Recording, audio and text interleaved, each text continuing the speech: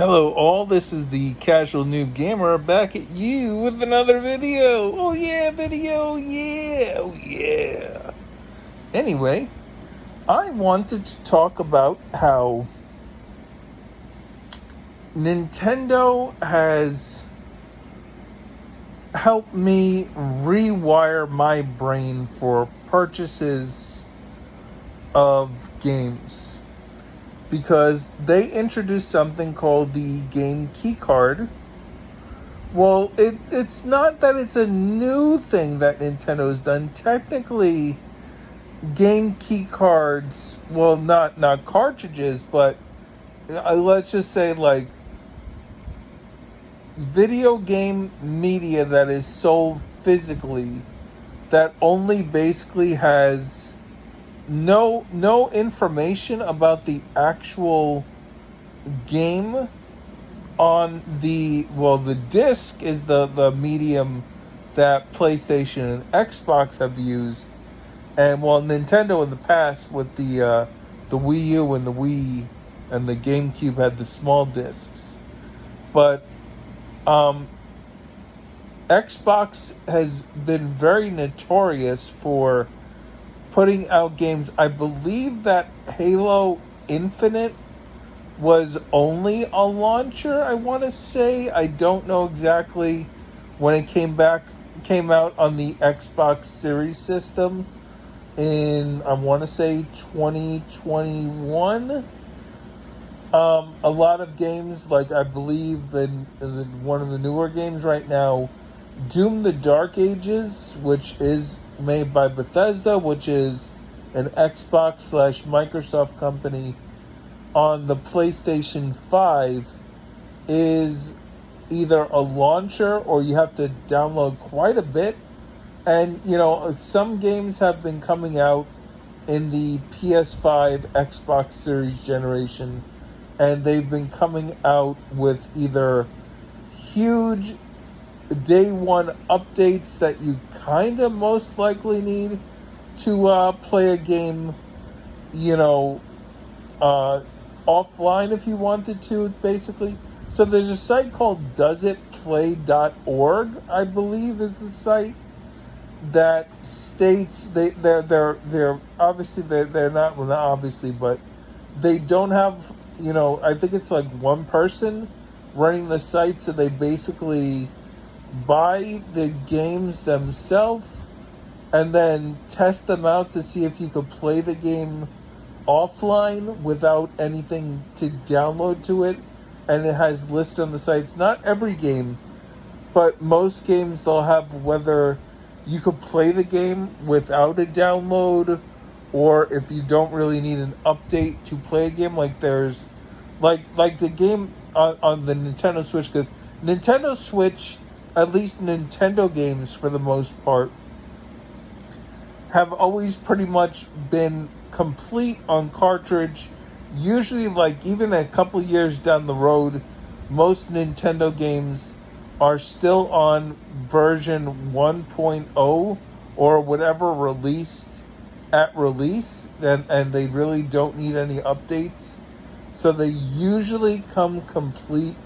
And right now in the Switch 2 generation, at least Nintendo games, if they are going to be physical, because there have been, smaller games that have been eShop games like Welcome Tour and, Drag X Drive is a digital only title, and there's no physical release. But Mario Kart World, there is a physical release. Donkey Kong Bonanza, there's a physical release. I'm assuming that Metroid and Kirby Air Riders and even Hyrule Warriors Age of Imprisonment, which is a third party, but I believe that it's going to be a physical release. We don't have retail copies, because usually at retail you could see the box art, which will tell you if it's a game key card or not. But most third-party games, except for a very select few, have been game key cards on Nintendo Switch 2. Now, like I said, it's not like, oh, if you go to PlayStation or Xbox, you're gonna get, full games on cartridge, or even something, if you believe in game preservation, that you would get a complete game that basically in 20, 30 years, let's say you still have, a working Nintendo Switch or Switch 2 or an Xbox Series system or a PlayStation 5. If the servers are down, you don't know if you'll be able. Well, you should be able to, for the most part, most games, play them without needing to get any updates.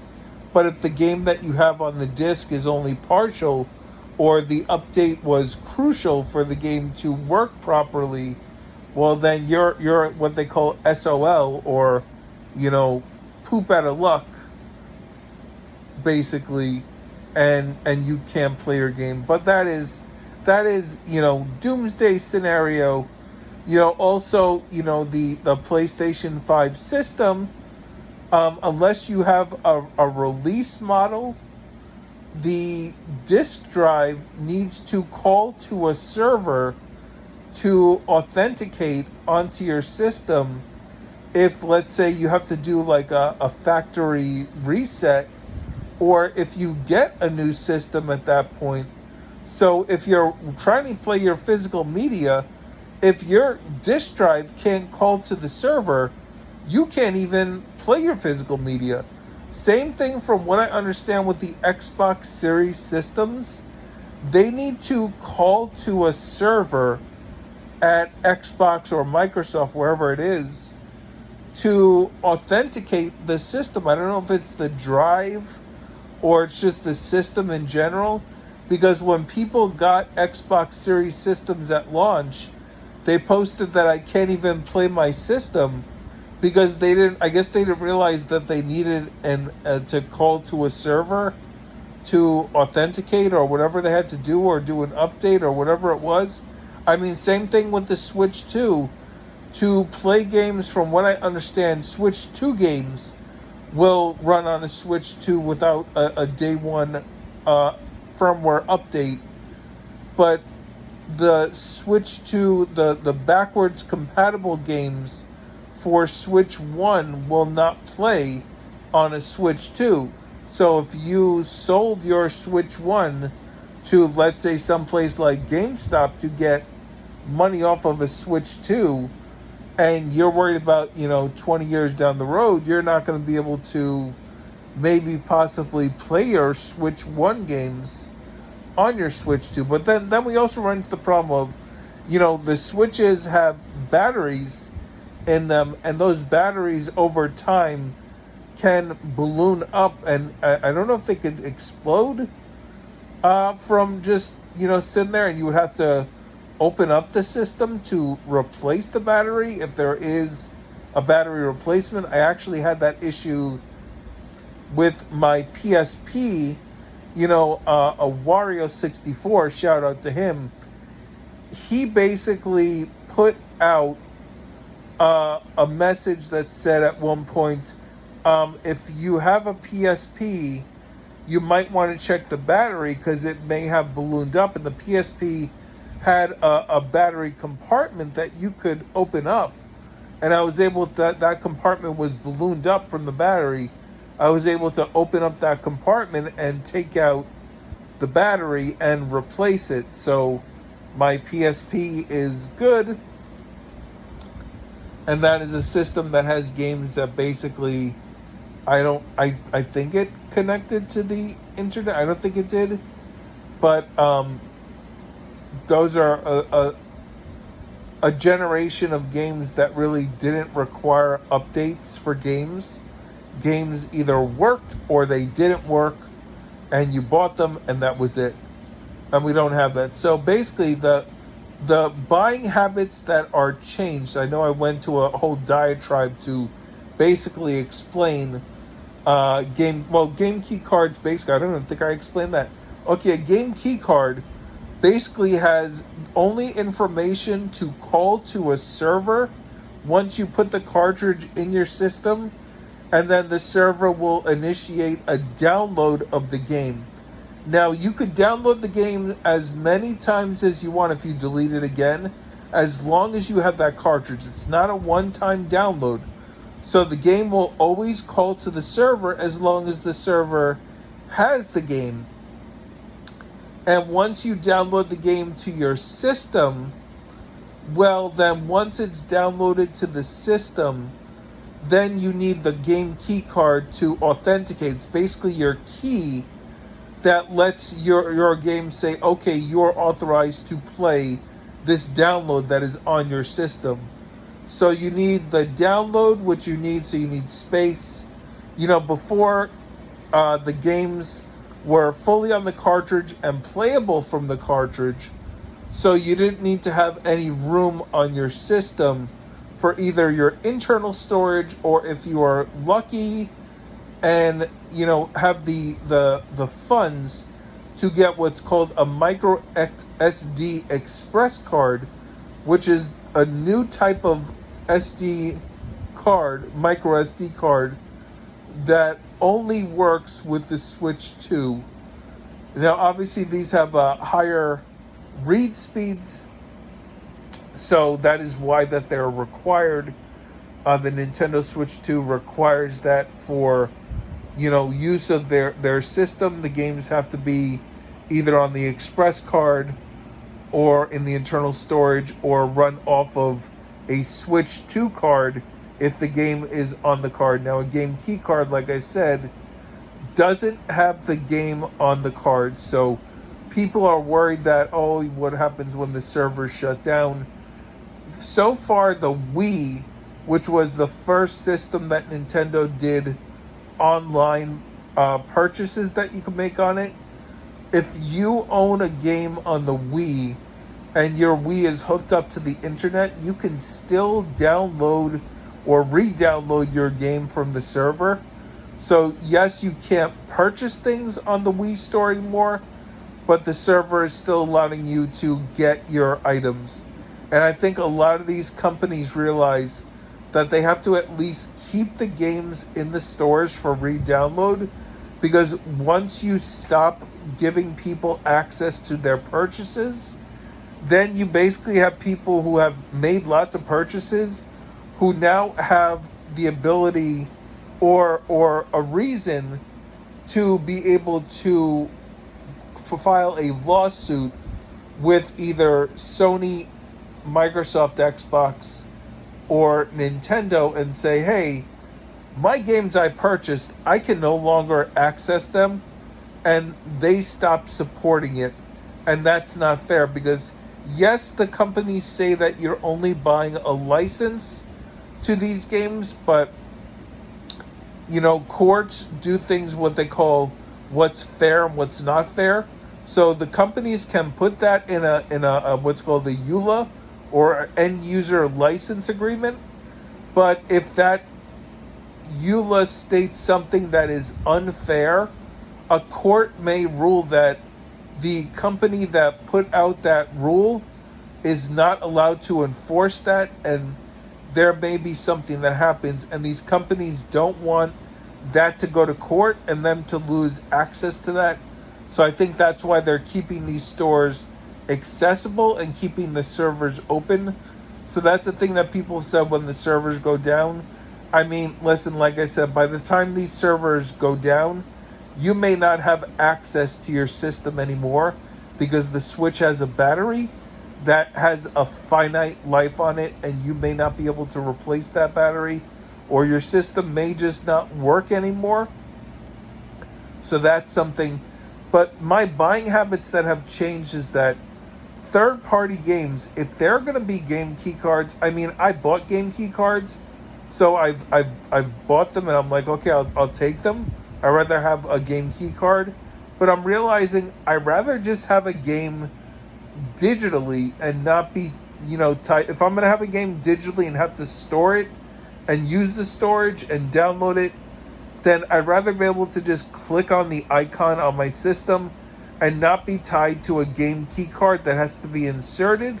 Maybe that's a little laziness on my part, or whatever, because I really don't sell my games back to stores, and that would be the advantage of having a game key card, is that you could physically take that game key card and trade it into a place like GameStop, and get some money back for that, or whatever they're giving a trade in value for that.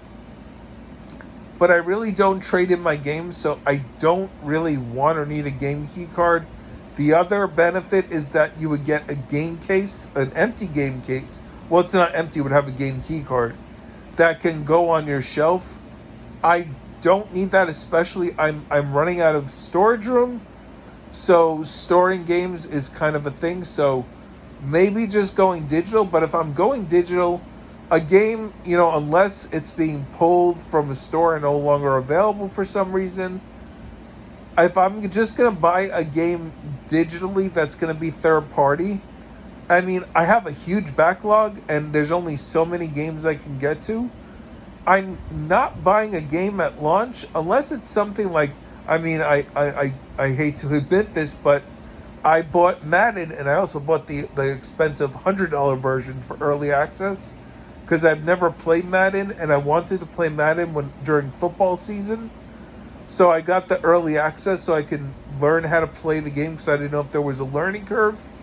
So I got that. So Madden, something like that, because I want to play with the most current rosters, because I want to play the season that is happening in real life in Madden. So I want to play with the most current rosters. Same thing I do with MLB The Show. So those games, yeah, I would probably buy at launch. But anything else digitally, I'm just going to either wait for a sale, or if it's something I really want to play, I'll say, okay, I'll get it when I get it. But I'm probably not getting a digital game at launch because there's no scarcity that you would have with a physical release where you're like, oh, well, how are they going to have this available? Is it going to go out of stock? Is the retailer not going to sell it anymore? So I kind of have to get this. So a physical release from a third-party company, I would most likely buy a game. Like, I have a lot of games that I just haven't gotten to because I said I don't want to get to the point where that game is not available anymore.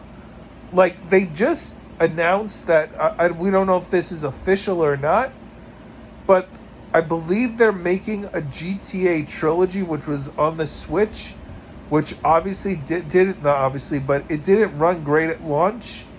But it was, you only got, I think, like one game physically on the cartridge, and the other ones weren't. Right now, there's something being talked about that the GTA trilogy is being re-released as all the games on the cartridge, on a Switch 1 cartridge. And, obviously, I'm probably not going to get to that right now, but to have that in my collection for preservation, as things kind of like to have that physically fully on the cart, I would pick that up right now as soon as it drops at full price. Which full price right now they're saying it's $30, which is a great price for that. As the game, I think, originally released at $60, I want to say. Don't quote me on that. But yeah, if a game is a game key card, I'm probably just going to buy it digitally, which means that basically I'm not going to get it at launch unless it's something I really want to play and I'm ready to play, like with my backlog and everything because of all the games I've bought before. So I'm probably going to get that game when it's like super discounted on sale. So these game companies that want to make a lot of money, you are losing money because there are people like me who will buy a game physically at launch or close to launch so they don't miss out on the physical, cartridge or whatever for the Switch 2.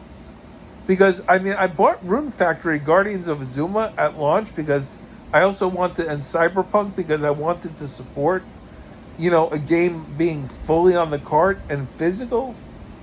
But if a company is going to give me a game key card, I'm probably buying digital.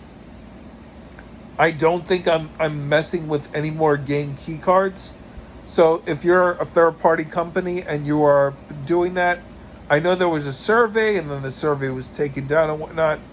Just know that I am not alone. I've talked to a lot of people online. I mean, obviously I don't have a big circle, but from everyone that I've talked to, pretty much most people are like, yeah, I bought game key cards, but I think they're a waste and I'm just going to buy digital, which, yeah, it's better for the company.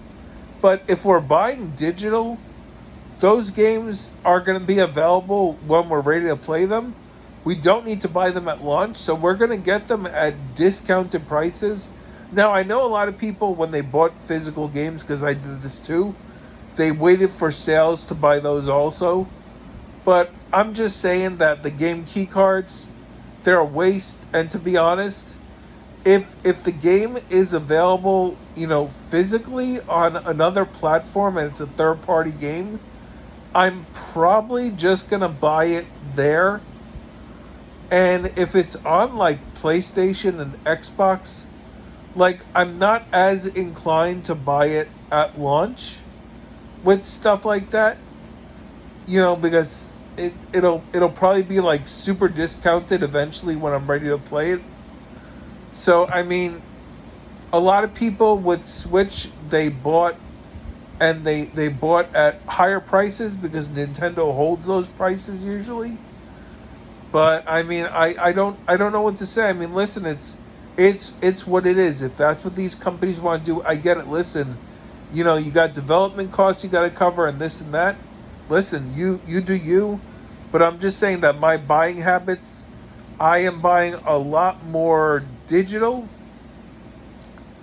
and I'm not buying game key cards, and I'm just not buying the way I was buying.